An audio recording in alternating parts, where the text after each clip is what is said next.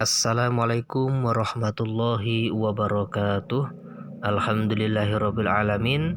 Anak-anakku, santri dan santriwati kelas 12 Madrasah Aliyah Ma'arif Plus Keterampilan Udana Blitar. Syukur alhamdulillah pada kesempatan hari ini kita masih diberikan kesempatan oleh Allah untuk bertemu bersama saya dalam mata pelajaran biologi. Baik anak-anakku, pada pertemuan kali ini kita akan membahas materi tentang metabolisme sel. Metabolisme berasal dari kata metabol yang artinya perubahan. Contoh proses metabolisme yaitu respirasi aerob, yaitu proses pembentukan energi dengan langsung menggunakan oksigen, dan respirasi anaerob, yaitu proses pembentukan energi dengan tanpa menggunakan oksigen. Ada dua macam proses metabolisme, yaitu katabolisme dan anabolisme. Kedua proses tersebut melibatkan peran enzim untuk mempercepat terjadinya reaksi. Sebelum kita membahas tentang katabolisme dan anabolisme, kita bahas dulu tentang enzim. Yang pertama tentang komponen enzim. Enzim merupakan protein katalitik. Pada dasarnya, enzim berperan sebagai biokatalisator.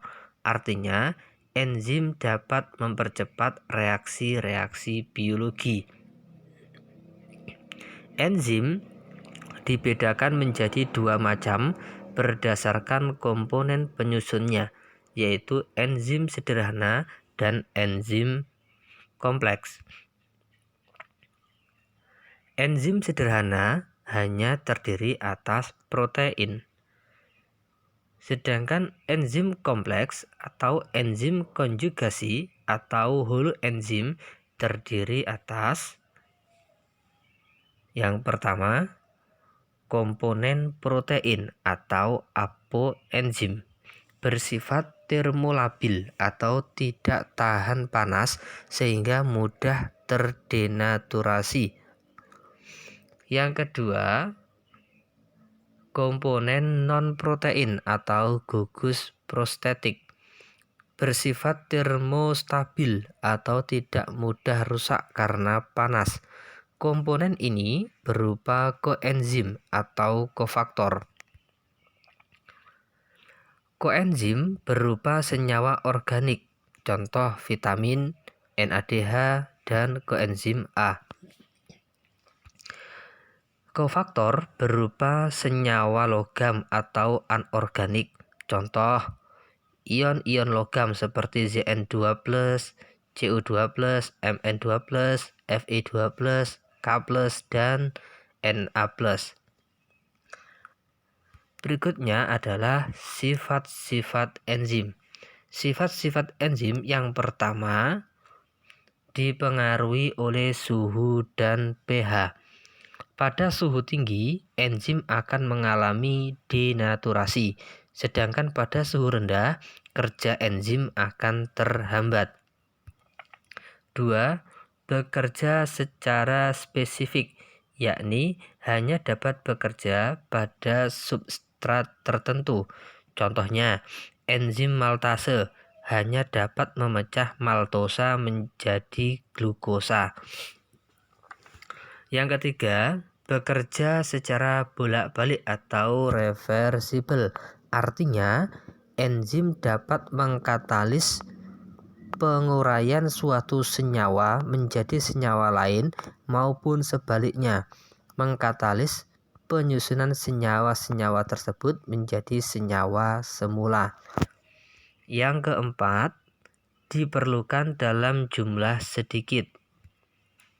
Yang kelima, dapat bereaksi dengan substrat asam maupun basa. Yang keenam, berupa koloid. Artinya tidak cair dan tidak juga padat. Koloid itu seperti gel. yang berikutnya dapat digunakan berulang kali. Selanjutnya, mekanisme kerja enzim. Mekanisme kerja enzim dalam suatu reaksi kimia dilakukan melalui pembentukan kompleks enzim substrat. Enzim hanya bekerja pada substrat tertentu. Enzim mempercepat suatu reaksi dengan cara menurunkan energi aktivasi atau EA. Energi aktivasi adalah energi awal untuk memulai suatu reaksi. Enzim bekerja dengan membentuk kompleks enzim substrat. Skema kerja enzim sebagai berikut. Substrat plus enzim menjadi kompleks enzim substrat menjadi enzim plus produk. Beberapa teori tentang cara kerja enzim. Yang pertama, lock and key teori atau teori gembok dan kunci. Yang kedua, induced feed teori atau teori ketepatan induksi. Yang pertama, teori gembok dan kunci. Teori ini dikemukakan oleh Fischer. Teori ini menjelaskan bahwa enzim diumpamakan sebagai gembok karena memiliki sebuah bagian kecil yang dapat berikatan dengan substrat. Bagian ini disebut sisi aktif.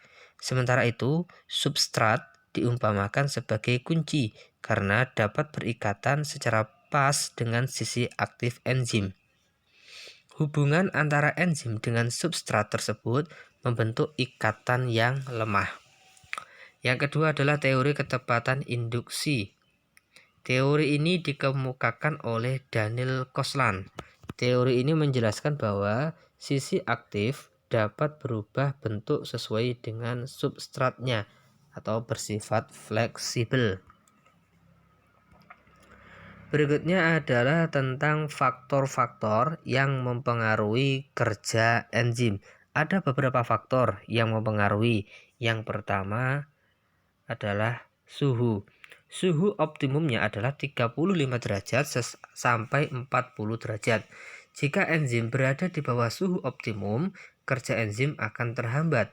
Sebaliknya, jika suhu melebihi batas optimum, maka enzim dapat mengalami denaturasi atau kerusakan. Yang kedua, perubahan pH. pH optimum adalah 6 sampai 8. Perubahan pH mengakibatkan sisi aktif enzim berubah sehingga dapat menghalangi terikatnya substrat pada sisi aktif enzim serta mengakibatkan proses denaturasi pada enzim. Yang ketiga, konsentrasi enzim. Semakin besar konsentrasi enzim akan meningkatkan kecepatan reaksi. Peningkatan kecepatan reaksi akan terus bertambah hingga tercapai kecepatan konstan, yakni jika semua substrat sudah terikat oleh enzim. Yang keempat, konsentrasi substrat. Bertambahnya konsentrasi substrat dalam suatu reaksi akan meningkatkan kecepatan reaksi jika jumlah enzim dalam reaksi tersebut tetap.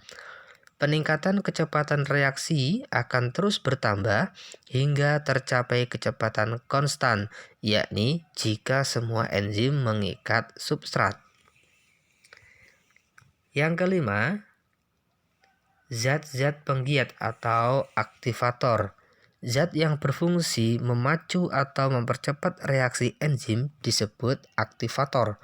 Contoh aktivator antara lain ada Ca, Mg, Ni, Mn, Cl, dan garam-garam dari logam. Yang kelima, zat-zat penghambat atau inhibitor. Ada dua macam inhibitor enzim, yaitu inhibitor kompetitif dan inhibitor non-kompetitif. Inhibitor kompetitif yaitu inhibitor yang berikatan secara kuat pada sisi aktif enzim. Inhibitor ini dapat dihilangkan dengan cara menambah konsentrasi substrat. Yang kedua, inhibitor non-kompetitif. Inhibitor ini terikat pada sisi allosterik enzim selain sisi aktif enzim. Inhibitor ini tidak dapat dihilangkan walaupun dengan menambah konsentrasi substrat.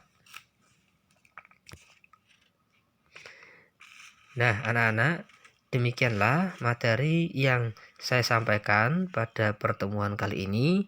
Semoga bermanfaat untuk kalian. Dan sekian dari saya. Terima kasih. Wassalamualaikum warahmatullahi wabarakatuh.